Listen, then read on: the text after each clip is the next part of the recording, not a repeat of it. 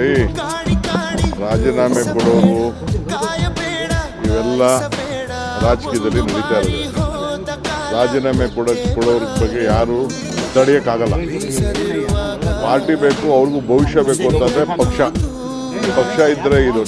ನನಗೆ ರಾಜೀನಾಮೆ ಕೊಡ್ಬೋದಾಯ್ತಲ್ಲ. ನಾನು ಧರ್ಮಸಿಂಗ್ ಕಾಲದಲ್ಲಿ, ಬೇರೆ ಕಾಲ, ಸಿದ್ದರಾಮಯ್ಯ ಕಾಲದಲ್ಲಿ ಎಲ್ಲ ನನ್ನ ಮಂತ್ರಿಗೆ ತಪ್ಪಿಸೋದಾಗ ನಾನು ಪರಮೇಶ್ವರಿಗೂ ತಾಳ್ಮೆಯಿಂದ ಇರಲಿಲ್ವಾ?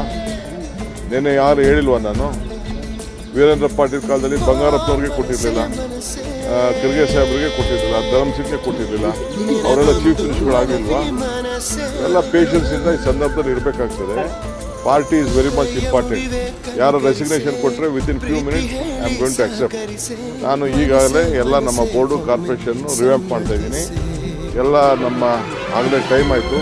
ಎಲ್ಲರಿಗೂ 2 ವರ್ಷ ಅಂತ ಮುಂಚಿತವಾಗಿ ನಾವು ಹೇಳಿದ್ದು, ಮಂತ್ರಿಗಳಿಗೂ ಹೇಳಿದ್ದು ಅದನ್ನು.